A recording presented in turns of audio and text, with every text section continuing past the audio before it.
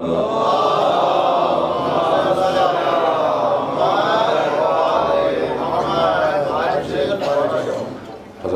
سید الشہداء،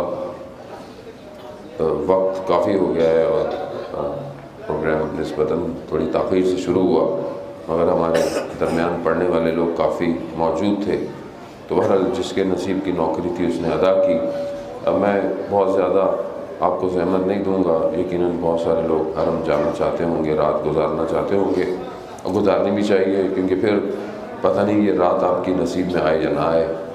یہ موقع، یہ خلوت، یہ عبادت، جتنی کوشش ہو سکے ان ایام میں اپنے اور اپنے امام کے درمیان تنہائی کریں، امام حسین سے تنہا باتیں کریں، حضرت عباس سے، اور اس درد کو محسوس کرنے کی کوشش کریں کہ جو درد شاید کسی جگہ ہمیں احساس دلائے کہ غربت میں اور مظلومیت میں شہید ہو جانا اور بغیر پانی کے تشنا رہنا، تو بہرحال ذرا سی چیزیں شاید تھوڑی سی محسوس ہماری زندگی کو بہتر بنا سکیں۔ اب میں چند غرائض آپ کی خدمت میں عرض کروں گا اور التماس دعا، کیونکہ ہم آ بھی گئے، زیارت بھی ہو گئی، اب ہم واپس جا رہے ہیں، ہم نے واپس جانا ہے، کوئی کل جا رہا ہے، کوئی کچھ دنوں میں واپس جا رہا ہے، الٹیمیٹلی ہمیں واپس جانا ہے۔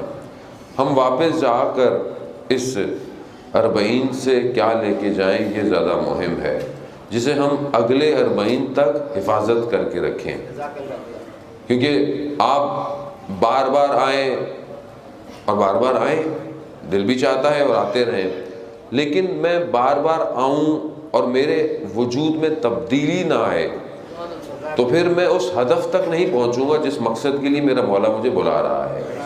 تو یہ بہت مہم ہے کہ میں آؤں تو صحیح، مگر جب میں جاؤں تو وہ نہ ہو جو آیا تھا، کوئی اور واپس جا رہا ہو۔ امام یہی تقاضا کر رہے ہیں کہ بہرحال جوان بیٹھے ہوئے ہیں اور مجلس بھی جوانوں ہی کے لیے ہے، اور امام زمانہ کو بھی جوانوں کی ضرورت ہے۔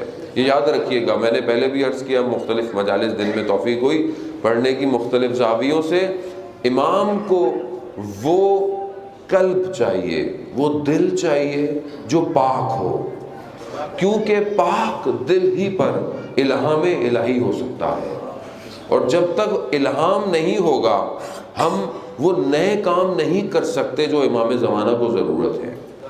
یہ بہت ضروری ہے کہ یعنی ہم سمجھیں کہ میرا امام کون ہے اور وہ کس وقت کا امام۔ ہم جو کہتے ہیں امام زمانہ یعنی کیا؟ یعنی زمانے کا امام ہے۔ امام عصر یعنی ایک دورے کا، ایک ٹائم کا، ایک ایرا کا امام ہے، اور ہمارا ٹائم کون سا ہے، ہم کس ٹائم میں ہیں۔ اس ٹائم ہمیں پتہ ہونا چاہیے کہ ہم اس ٹائم پوسٹ ماڈرنائزیشن کے دور میں زندہ ہیں، جسے دنیا تقسیم کرتی ہے، بلکہ اس کو ہم یوں کہیں کہ یہ ٹرانس ماڈرنائزیشن ہے، اور یہاں پر انسان جو ہے وہ کم اور مشین زیادہ ہوتا جا رہا ہے، یعنی مین اور مشین کمبائن ہو رہے ہیں، دونوں جڑ رہے ہیں۔ انسان چپیں آ گئی ہیں، آگے انسان کے چپ لگ جائے گی، آپ کو فون کی ضرورت نہیں ہوگی، ویسے بھی آپ کا فون آپ کے ساتھ جو ڈیوائس ہے وہ سب کچھ جانتی ہے اور آپ سے بھی زیادہ جانتی ہے۔ تو یہ جو دور آ رہا ہے، اس دور میں ہمارا مقابلہ بہت ساری چیزوں سے ہے۔ اسے ذہن میں رکھیے گا، یہ جو بہرحال دنیا میں فلمیں بنا رہے ہیں، وہ فلمیں تخیلاتی نہیں ہیں، وہ خامخواہ نہیں ہے، وہ دکھانا چاہ رہے ہیں کہ کچھ طاقتیں ہیں جو دنیا پہ حملہ کرنا چاہتی ہیں، اور ان طاقتوں سے بچانے کے لیے انہوں نے اپنے رول ماڈلز کریٹ کیے ہوئے ہیں، انہوں نے اپنی فوج کریٹ کی ہوئی ہے، جسے وہ کبھی گارڈینز آف گلیکسیز کہتے ہیں، جسے کبھی وہ مارول کہتے ہیں، جسے کبھی وہ کچھ اور کا نام لے لیں۔ جتنے کریکٹر وہ ڈیزائن کر رہے ہیں، وہ کیا کر رہا ہے؟ وہ دنیا کو بچا رہا ہے۔ آپ اگر غور سے دیکھیں کہ بہرحال جو نہیں دیکھتے بالکل قطعاً نہ دیکھیں، لیکن بہرحال جوان ان ساری چیزوں سے واقف ہیں، دیکھتے ہیں، میں صرف ان سے مخاطب ہوں۔ وہ جانتے ہیں کہ دنیا میں کہیں سے کوئی اوپر سے مشینیں آ رہی ہیں، کوئی بلائیں آ رہی ہیں، کچھ چیزیں آ رہی ہیں، کچھ آ رہا ہے، اور کچھ لوگ ہیں جو دنیا کو بچا رہے ہیں۔ اور وہ کون لوگ ہیں؟ وہ خود ڈیزائن کر رہے ہیں، وہ خود بتا رہے ہیں کہ ہم بچائیں گے دنیا کو۔ اور مقابلہ کس سے کر رہے ہیں؟ بیسیکلی وہ جو آ رہا ہے انہیں خوف کس کا ہے؟ انہیں خوف اس کا ہے کہ جسے خدا نے بھیجنا ہے۔ وہ ابھی سے ذہن بنا رہے ہیں. یعنی وہ امام کو دجال بتانا چاہتے ہیں اور دجال کو امام بتانا چاہ رہے ہیں. یعنی آپ سمجھنے کی کوشش کریں, یہ میڈیا وار کا دور ہے. اب یہاں پر ابھی ایسے نہیں لڑا جائے گا کہ سامنے ایک دوسرے سے لڑے. یہ میڈیا, جتنی پاورفل میڈیا ہوگا اتنا پاورفل آپ کے پاس اسٹرینتھ ہوگی. یعنی میڈیا وار ہے, وہ میڈیا سے کریٹ کر رہے ہیں, وہ ویکیوم کریٹ کر رہے ہیں. وہ ہولوگرام کے ذریعے سے دے آر پلاننگ. ابھی بھی جو ویسے آئے وہ جانتے ہیں, لنڈن کے اندر بھی مختلف وہاں میں کچھ ایسے اسٹوڈیوز ہیں کہ جس میں ڈائناسور موو کر رہے ہیں, دیکھ رہے ہیں, but they are not actual. Basically وہ پورا تھیٹر ہے, وہ ہولوگرام سے انہوں نے اس کو کریٹ کیا ہوا ہے. 2D 3D سے بات آگے جا چکی ہے. یعنی کافی ایکسس میں, سچویشن میں ہولوگرام کریٹ. آپ کو ایسا لگتا ہے کہ جیسے آپ ڈائناسور کے ٹائمر گھوم رہے ہیں. وہ ہولوگرام کے ذریعے سے حضرت عیسیٰ کا ظہور کریں گے, یہ آپ یاد رکھیے گا. وہ ہولوگرام سے اتاریں گے حضرت عیسیٰ کو اور چرچ سے کوئی اور شخص باہر آئے گا. وہ جو لوگ موعود کا انتظار کر رہے ہیں کہ جس کا وعدہ انجیل میں بھی ہے, جو انتظار کر رہے ہیں, موعود میں 100 سے زیادہ انجیل کے اندر آنے والے کو پکارا گیا ہے, جس میں سے 50 امام زمانہ کے لیے ہیں اور باقی حضرت عیسیٰ کے لیے ہیں. حضرت عیسیٰ جب آئیں گے, وہ انتظار کر رہے ہیں حضرت عیسیٰ آئیں گے. وہ جو شخص آئے گا وہ اصلی نہیں آئے گا, وہ کاذب ہوگا, جھوٹا ہوگا اور اپنی طرف کنورٹ کرے گا. لیکن جب لوگ اس کے عمل کو دیکھیں گے تو خود بخود دور ہو جائیں گے, یعنی نفرت کرنے لگیں گے. بھائی ایسا نہیں چاہیے, ہمیں ایسا مذہب نہیں چاہیے, ایسا دین نہیں چاہیے. بالکل ایسے ہی کہ جیسے جھوٹے وقت کے امام بھی درمیان میں نکلتے رہے اور آگے بھی وہ نکالنے کی کوشش کریں گے. کیوں؟ تاکہ وہ جو انتظار کر رہے ہیں, وہ جو امید رکھ رہے ہیں, ان کے ایمان ضعیف ہو جائے. اور جب اصلی آئے, ایکچوئل جب آئے گا تو یہ پھر وہی بولیں گے نہیں نہیں یہ تو ایسے ہی ہوگا, میں نہیں جا رہا. تو عزیزان محترم, یہ ٹائم بہت سخت ٹائم ہے, یہ ایزی ٹائم نہیں ہے کہ ہم بہت ریلیکس ہیں. کربلا آسانیوں کا نام نہیں ہے, کربلا مصیبتوں کا نام ہے. کربلا قربانی کا نام ہے. کربلا میں بصیرت چاہیے تھی. کیوں تھوڑے سے لوگ تھے امام کے پاس, سامنے اتنے سارے کیوں تھے, مگر امام کو نہیں جانتے تھے. یہ ذہن میں رکھیے گا, جو سامنے کھڑے ہوئے تھے وہ شام سے نہیں آئے تھے, وہ کوفہ والے تھے. اور کوفہ والے وہی تھے کہ جنہوں نے ہزاروں خط لکھے تھے امام کو بلانے کے لیے. اور ان کو کیا ہو گیا کہ خط بھی لکھے امام کو جانتے بھی تھے, مگر امام کے مقابلے میں کھڑے ہو گئے. کیوں؟ کیونکہ پروپیگنڈا وار تھی, سافٹ وار تھی. ابن زیاد نے جنگ نرم لڑی, جس سے اس نے لوگوں کو اپنی طرف کنورٹ کر لیا. وہ آج بھی یہی ہو رہا.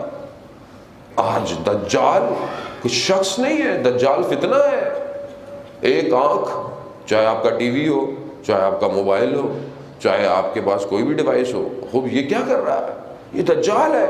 اس نے مجھے کنٹرول کیا ہوا ہے, یہ مجھے کنٹرول کرتا ہے. ٹی وی کا ریموٹ میرے پاس ہے, مگر میں اپنی مرضی سے نہیں دیکھتا, جو وہ دکھانا چاہتے ہیں وہ میں دیکھ رہا ہوں. آن ڈیمانڈ ہو گیا ہے. اب تو آپ کہے بھی نہیں, اب تو ٹی وی دیکھتا بھی کوئی نہیں ہے, اب تو یوٹیوب کا, نیٹ فلکس کا اور جتنے بھی چینل ہیں, اب آپ جو دیکھنا چاہیں وہ دیکھیں گے. اور وہ جو دکھا رہا ہے آپ کو, وہ کیا دکھا رہا ہے, وہ سب لادین کرنا چاہتا ہے آپ کو. وہ اس کا جو ٹیکسٹ ہے کہ جس میں وہ اکثر جگہوں پر, مجھے نہیں پتا بہرحال کتنے لوگ, کیونکہ جوان ہے اور ان ساری چیزوں سے ان کو واقف ہونا چاہیے کہ دشمن کیا کام کر رہا ہے. ماں باپ کو بھی پتا ہونا چاہیے بچے کیا دیکھتے ہیں کیا نہیں دیکھتے. یہ جو سیزنز ہیں نئے جتنے بھی آ رہے ہیں, ان کی انڈر لائن جو اسٹریٹ لائننگ ہوتی ہے, جو دو چیزوں کے درمیان میں جو بتا رہا میسج جو دینا چاہ رہے ہیں, وہ کہتے ہیں کہ دیر از نو گاڈ.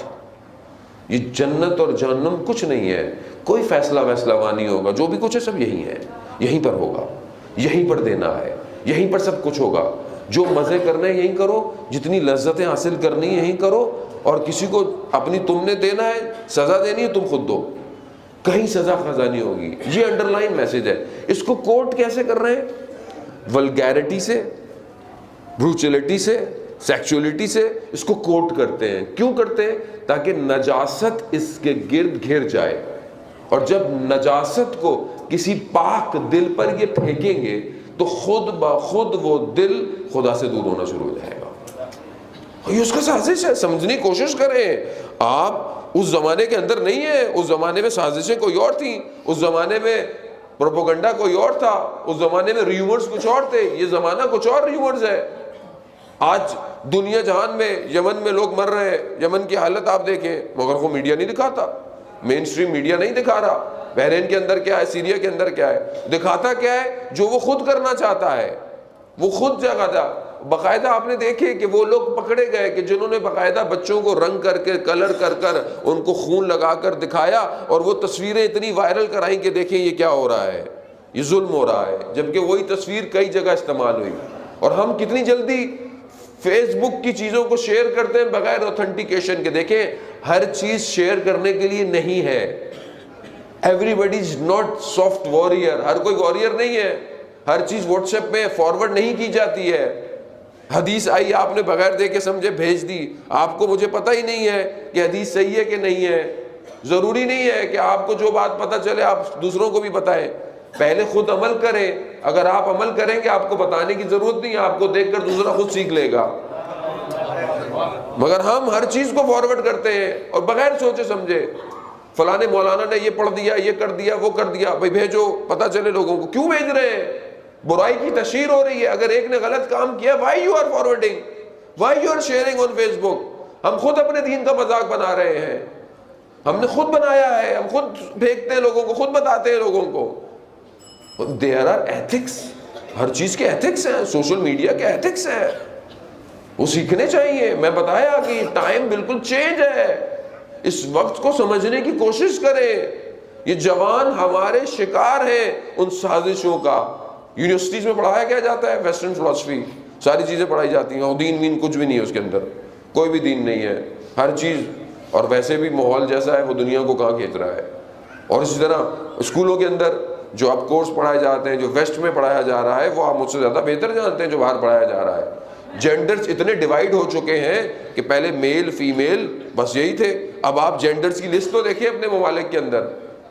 یعنی کیا چیز کو پروپوگیٹ کیا جا رہا ہے. نوبڈی بات ہی نہیں، کوئی نہیں کر سکتا اس کے خلاف. آپ بات کریں. کتنے عرصے تک تو جو ہے وہ اس پر کوئی بات نہیں کر سکتا تھا ویسٹ میں، ابھی بھی نہیں کر سکتا. جو انسان جو ہے وہ بندر سے بنا. بات کریں اس کے خلاف، وہ آپ کو باہر نکال دیں گے. جو پروفیسر اس کے خلاف بات کرتے تھے اس تھیوری کے، اسے یونیورسٹی سے باہر نکال دیا. کیوں؟ کیونکہ وہ انسان کو اپنے طریقے سے روٹیٹ کرنا چاہتے ہیں. سمجھنے کی کوشش کریں. وار بہت بڑی ہے. شیطان حاکم ہے اس سب کے پیچھے. یہ وہی شیطان ہے کہ جس نے چیخ ماری تھی جب رسول خدا کو نبوت عطا ہوئی تھی. یہ آیا تھا، اس نے دیکھا نا کہ سب یہ جو اس کے کارندے تھے یہ آسمانوں پہ جاتے تھے، خبر لے کر آتے تھے، تو ان کو اجازت نہیں ہوئی. تو یہ آئے شیطان ابلیس کے پاس. کہا کیا ہوا؟ کہا پتہ نہیں، ہمیں اجازت بند ہو گئی ہے. کہا کیوں؟ کہا سارے ملائکہ جو ہے وہ مکہ کی طرف رجوع کر رہے ہیں. تو حضرت کیا خبر ہے؟ جب یہ خود گیا تو اسے نہیں آنے دیا. حضرت جبرائیل نے روک دیا. کہا کیا ہوا؟ کہا آخری نبی مبعوث ہو چکا ہے. تو اس نے کہا کیا میں اس میں رسوخ کر پاؤں گا؟ کہا نہیں، کوئی اجازت نہیں ہے. کہا اس کی امت میں؟ کہا ہاں، اس کی امت میں تم نفوذ کر سکتے ہو. کہا بس میرے لیے یہ کافی ہے. عزیزان محترم، وار بہت بڑی ہے. وقت نہیں ہے، نہیں پتا میں سے کون اگلی دفعہ یہاں آئے نہ آئے، لیکن سمجھنے کی کوشش کریں. کربلا صرف ہمارے رونے کے لیے اور ماتم کرنے کے لیے نہیں ہے. رو کر، گریہ کر کر، ماتم کر کر وقت کے یزید کو پہچاننے کے لیے ہے کربلا. پہچانے دشمن کیا کر رہا ہے. اب اس دور میں کہ جہاں اتنی فائٹ ہے، وہاں میری کیا تیاری ہے، وہاں میں کیا تیاری کر رہا ہوں، کتنا میرا مطالعہ ہے، کتنی میری ریڈنگ ہے، کتنا میں اپنے سبجیکٹ کے علاوہ پڑھائی کرتا ہوں. اور جو میرا سبجیکٹ بھی ہے، کوئی بھی سبجیکٹ ہے، اس میں میرا کتنی ریسرچ ہے. یعنی اگر میں فزکس ہوں، میٹا فزکس ہوں، کیمسٹری ہوں یا کوئی اور ہوں یا آئی ٹی ہے یا سافٹ ویئر انجینئرنگ ہے یا آرٹیفیشل انٹیلیجنس ہے یا سٹی ڈیولپمنٹ ہے، جو بھی میرے سبجیکٹ ہے اس کے اوپر کتنے جرنلز میں ایکسٹرا پڑھتا ہوں، کتنی چیزیں میں ایکسٹرا پڑھتا ہوں۔ عزیزان محترم، صرف مارکس نہیں لینا، اس وقت امام کو آپ کی ضرورت ہے۔ آپ اپنی فیلڈ میں اگر ابھریں گے تو دنیا آپ کو بلائے گی۔ جب آپ دنیا کی جگہوں کو بھرنا شروع کریں گے، امام خود آ جائے گا۔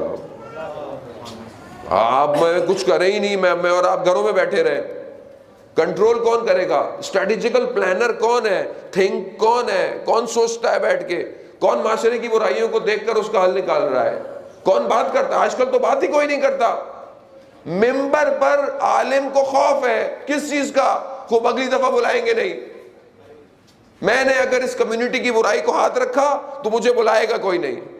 وہ کس چیز کا خوف ہے؟ خوب نہ بلائیں، مگر امام حسین کو جواب دینا ہے یا دنیا کو جواب دینا ہے؟ خوب راستہ غلط ہے، وہ آپ کو بننا ہی نہیں چاہیے تھا عالم اگر آپ کو دنیا کا خوف ہے۔ سید الشہداء کا راستہ ہی شہادت پہ جاتا ہے۔ خوب گھر سے ہی سوچ کر نکلنا تھا کہ اگر میں امام حسین کو مان رہا ہوں تو مجھے شہید کیا جائے گا ایک دن، مگر آپ نے نہیں سنا۔ شہید زکزکی نے اپنے بچوں کو اپنے سامنے شہید کروایا، مگر جانتے تھے، مگر کیوں صبر کر گئے؟ کیونکہ حسین کو ماننے والا تھا۔ پھر سامنے 13 سال کا جب حماد کو مارا گیا تو یقیناً شیخ زکزکی کو حضرت قاسم یاد آئے ہوں گے۔ یہ آسان نہیں ہے، کربلا قربانی مانگتی ہے۔ جانے ہم تو بڑا ہے، وہ بہت اچھا سا ہوٹل ہو، بس بہت اچھی ہو، کھانے بہت اچھے ہوں، بس زیارت ہو جائے، بس گون۔ مگر اس لیے امام حسین نے اس دشت میں اپنے بچوں کو قربان کر دیا کہ ہم لوگ چند دن آئے اور واپس چلے جائیں، اور امام زمانہ ہمارا انتظار کرتے رہے اور دیکھتے رہے کہ یہ آئے کس لیے تھے؟ یہ چومنے آئے تھے صرف زری کو، بس انہیں اور کوئی سروکار نہیں ہے۔ تو پھر ایسے تو امام نہیں آئیں گے، ایسے تو یہ جوان کس کا انتظار؟ کون ان جوانوں کو ڈائریکشن دے گا؟ عزیزان محترم، اپنے نفسوں کو بچائیں۔ دشمن کی پوری سازش ہے کہ آپ ایک گناہ کریں اور آپ کا ایک گناہ آپ کو فجر کی نماز میں نہ اٹھائے۔ وہ آپ کی ایک نماز قضا کروانا چاہتا ہے، وہ آپ کی ایک نگاہ کو حرام کی طرف متوجہ کرانا چاہتا ہے، ایک نگاہ۔ اور آپ جانتے ہیں امام خمینی کہتے ہیں کہ ایک نگاہ نامحرم انسان کو صدیوں کے فاصلے پہ پھینک دیتی ہے۔ میری تو زندگی صدی ہے ہی نہیں، اور میں نے ایک اور عالم کا قول پڑھا جو کہتے تھے کہ ایک نگاہ نامحرم 2000 سال پیچھے پھینک دیتی ہے۔ 2000 سال! میری تو عمر نہیں ہے، میں اب کتنا جیوں گا؟ 50 سال۔ 50 سال بھی جیتا ہوں تو میں 1950 سال مائنس ہوں۔ اسی لیے کہا ہے کہ شب قدر میں جاگو اور عبادت کرو، ایک رات 1000 مہینوں سے افضل ہے رات۔ یعنی ایک رات میں we can travel many years, ایک رات میں۔ سمجھیں، اپنے دلوں کو پاک کریں۔ میں بہرحال جوان بیٹھے، واقعہ میں پہلے کئی دفعہ پڑھ چکا ہوں، بہرحال ان کے قلوب کے منور کے لیے کہ کتنا اہم ہے یہ جوان۔ میر داماد کا واقعہ کہ جو عالم دین تھے ان کے لیے، ان کے والد کے لیے کہا جاتا ہے۔ اصفہان کا واقعہ، اصفہان میں تھے، بادشاہ کے گھر، جو بادشاہ تھا اس کے گھر میں جھگڑا ہو گیا۔ ایک بیٹی بادشاہ کے گھر سے نکل گئی۔ بادشاہ کو پتہ چلا کہ اہل حرم میں سے بیٹی نہیں ہے، کہا ڈھونڈو، پورا شہر ڈھونڈتے رہے، نہیں ملی، رات ہو واپس آ گئے۔ صبح جب ہوئی تو بیٹی واپس آ گئی۔ گھر والوں سے پوچھا بیٹی سالم ہے؟ کہاں بیٹی سالم ہے؟ کہا بیٹی کو بلاؤ۔ بولے کہاں گئی تھی؟ کہا میں ناراض ہوئی تو گھر سے نکل گئی، اور مجھے پتہ تو تھا نہیں، میں چلتے چلتے رات ہو گئی۔ بازار میں نے دیکھا کہ سب تو بند تھا، ایک دروازہ کھلا تھا، وہاں سے روشنی آ رہی تھی۔ میں اندر گئی تو دیکھا کوئی مدرسہ سا ہے، اس میں ایک حجرے میں شمع جل رہی ہے۔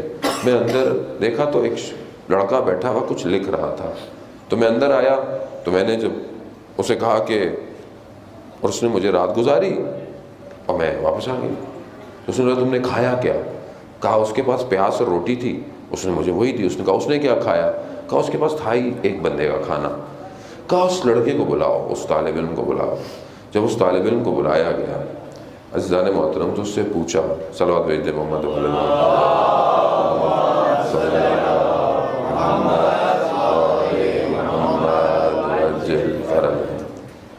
اس لڑکے کو بلایا کہا کہ تم نے میری بیٹی کو دیکھا تھا؟ کہا جب یہ ایک دفعہ اندر آئی تو ناگہانی طور پہ میری اس پہ نگاہ پڑی۔ کہا کیسا پایا؟ کہا میں نے اس سے پہلے کسی کو دیکھا نہیں تھا، تو میں نے اس سے بہتر کسی کو دیکھا ہی نہیں آج تک۔ کہا تو پھر کیا وجہ تھی کہ یہ ساری رات تمہارے کمرے میں رہی، تم نے اس کو دوسری دفعہ نہیں دیکھا؟ یہ جوانوں کے لیے ظالم ہوتا ہے۔ وہ کہتا ہے کہ میں رات کو،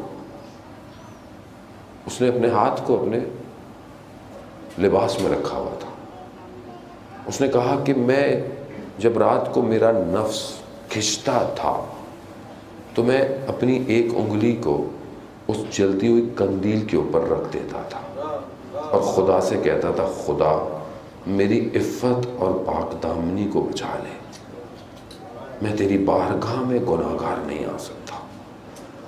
کہتا ہے پھر رات گزرتی تھی تو پھر میں دوسری انگلی، کہتا ہے اس طرح میں نے اپنی، پھر اس نے اپنا ہاتھ نکالا، اس کا پورا ہاتھ جلا ہوا تھا۔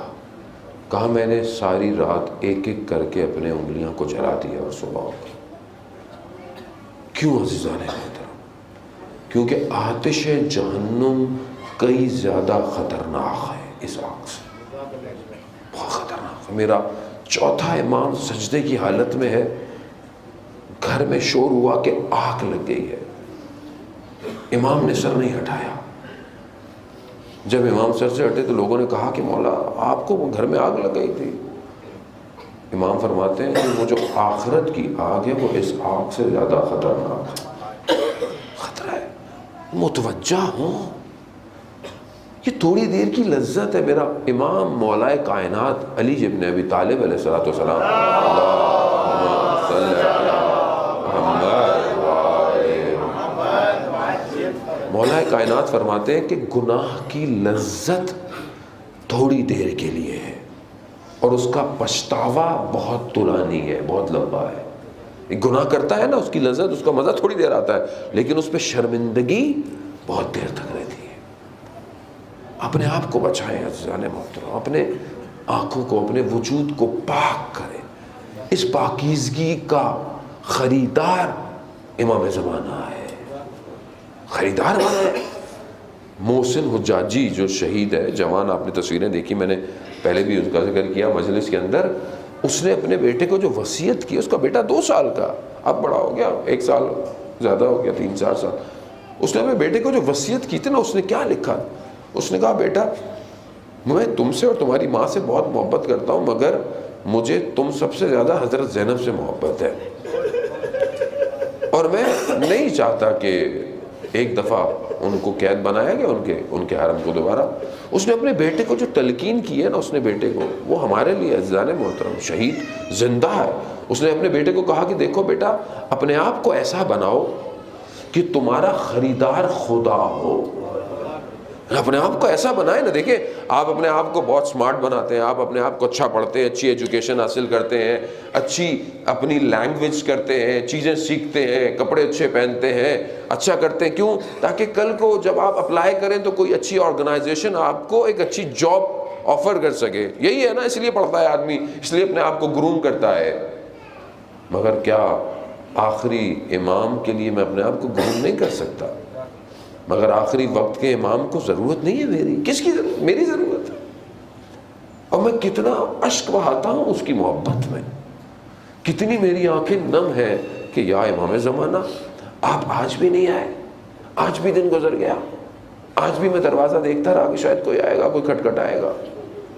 ایک عالم دین جو صرف امام زمانہ کے مصائب پڑھتے تھے، صرف، میں بس آپ کو زحمت تمام کروں کہ آپ بہت دیر سے بیٹھے ہوئے ہیں عزیزان محترم۔ بہرحال زندگی یہی ہے، نہیں پتا کل کون ہے، کل نہیں ہے، کس کو کیا پتا کل زندگی ہے۔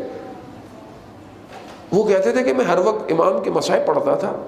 ایک دفعہ میں مجلس پڑھا تو وہ کہہ رہے تھے کہ وہاں پہ لوگ 40-45 سال کے بیٹھے ہوئے تھے۔ میں نے انہیں کہا کہ ہم نے اپنی زندگی میں، مخاطب جو بھی تھے ان کو آڈینس، ان کو کہا کہ اگر تم نے گھر میں مرغیاں پالی ہوئی ہوں اور تم اپنے صحن میں جاؤ اور وہاں پہ مرغیاں نہ ہوں، یعنی پیٹس آپ نے پالے، وہ پیٹ نہیں ہے، کوئی بھی نہیں ہے، کیا کرو گے؟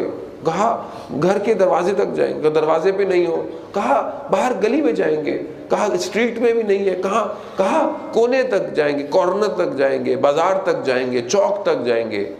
کہا مرغیوں کی قیمت کتنی ہے، ان کی ویلیو کتنی ہے؟ کہا کچھ نہیں۔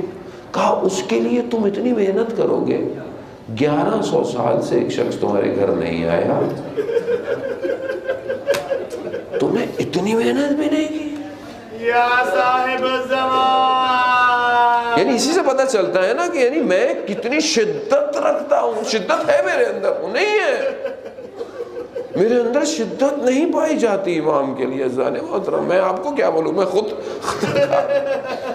میں کتنا اس کو یاد کرتا ہوں، کتنی میری زندگی اس کے لیے۔ دیکھیں اصل وارث کربلا کا وہی ہے، اصل اس کائنات میں جو فلنگ دا بلینک ہے وہ امام زمانہ ہے، اس کو پر کرنا ہے ہم نے۔ جب تک میں اپنی زندگی میں ظہور نہیں کروں گا امام ظہور نہیں کریں گے۔ خدا کے لیے یہاں سے جائیں، اگر کچھ یاد نہ ہو تو اپنے وقت امام کو یاد کریں۔ ہفتے میں ایک دن، 1 گھنٹے، 5 منٹ، 1 منٹ تو اپنے وقت کے امام کو دیں کم از کم، پتہ تو چلے کہ آپ ایک امام کے ماننے والے ہیں۔ ورنہ بالکل ویسے ہی ہوگا جیسے کربلا میں میرا امام اکیلا رہ گیا اور کوئی امام کا ساتھ دینے والا نہیں تھا۔ عزیزان محترم یہی مصائب ہے، سب سے بڑا مصیبت یہی ہے کہ امام ہمارے درمیان میں نہیں ہے، اور میں زندگی گزار رہا ہوں اپنے امام کے بغیر۔ کیسی زندگی ہے مولا، آپ کب آئیں گے؟ یہ آنکھیں کب آپ کو دیکھیں گی؟ آپ نے مجھے کربلا بلایا، میں نے روزوں کو دیکھا، مجھے نجف بلایا، مجھے کاظمین بلایا، میں سامرا گیا، میں نے سرداب دیکھا، مگر آپ کو نہیں دیکھ رہا۔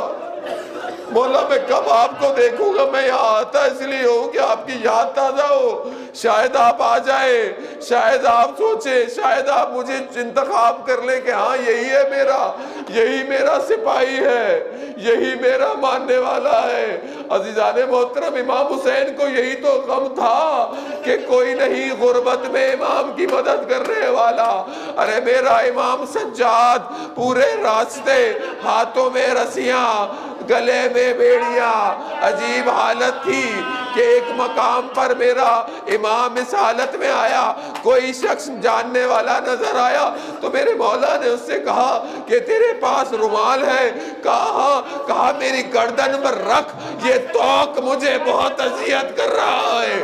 آزاداران محترم میرے امام یہی تو کہتا ہے نا، وقت کا امام زیارت نائیہ میں یہی تو فرماتے ہیں کہ ارے کچھ ہاتھ ایسے تھے کہ جن کو گلوں کے ساتھ باندھا گیا تھا، دھوپ کی شدت ایسی تھی کہ چہرے بالکل ہڈیوں پہ لٹک گئے تھے۔ آزاداران محترم یہی تو مصیبت ہے کہ اس مصیبت کو میں سنتا ہوں، میں دیکھتا ہوں، مگر میں اپنے وقت کے امام کے لیے تیار نہیں ہو رہا۔ یہ آنسو اس لیے ہے میرے گناہوں کو دھو لے۔ اجرکم اللہ۔ بس ایک آخری زحمت ہے، آپ نے مصائب پڑھے، میں بس آپ کے لیے ایک مصیبت پڑھوں گا، التماس دعا۔ ایک عالم دین کہتے ہیں میں نے دیکھا کہ ایک شخص تھا یا نجف میں یا کربلا میں، جب بھی زری پہ جاتا تھا تو ایک دعا کرتا تھا۔ کیا دعا کرتا تھا؟ پروردگار مجھے اولاد دے، مجھے بیٹا دے، اور جب بیٹا بڑا ہو جائے نا، جوان ہو جائے تو مجھ سے لے لینا۔ کہتا ہے میں دیکھتا تھا یہ عجیب شخص ہے، اولاد کی دعا بھی کرتا ہے، پھر کہتا ہے جوانی میں آ کر مجھ سے لے بھی لے۔ کہا میں نے اس سے دوستی کی، میں نے اس سے ملنا جلنا شروع کیا۔ ایک دن خبر آئی اس کے ہاں اولاد ہو گئی، میں پھر اس کے گھر گیا، وقت گزرتا گیا، بچہ بڑا ہوتا گیا۔ وہ ایک دن آیا کہ میں بازار میں تھا، مجھے آواز آئی کہ اس کا بیٹا مر گیا ہے۔ میں دوڑتا ہوا گیا کہ دیکھوں کہ یہ مانگتا کیا تھا۔ اب جب جا کر میں نے دیکھا تو جوان بیٹے کے لاشے پر گرا پڑا ہے، اٹھنا چاہتا ہے، اٹھ نہیں سکتا ہے۔ میں نے پوچھا یہ تو کیوں دعا مانگتا تھا؟ کہا میں یہ دیکھنا چاہتا تھا حسین کس طرح علی اکبر کے لاشے پر آ کر جب گرا اٹھ نہیں پایا۔ اے بنی ہاشم کے جوانوں، آؤ علی اکبر کے لاشے کو اٹھاؤ۔ ارباب مقاتل لکھتے بس آپ نے گریہ کیا، گریہ قبول ہو گیا۔ اللہ اکبر، ہائے علی اکبر، ہائے علی اکبر۔ بس ایک وہ سنیے گا، ارباب مقاتل لکھتے ہیں سبت جعفر نے بھی پڑھا کہ جب علی اکبر گرے ہیں تو اپنے آپ کو گھوڑے پر گرایا، گھوڑے نے ادھر کا رخ نہیں کیا، دشمن کا رخ کیا۔ اب جس کے ہاتھ میں تلوار تھی، جس کے ہاتھ میں نیزے تھے، ارباب مقاتل کہتے ہیں تلواروں سے ٹکڑے ٹکڑے علی اکبر کو کر دیا۔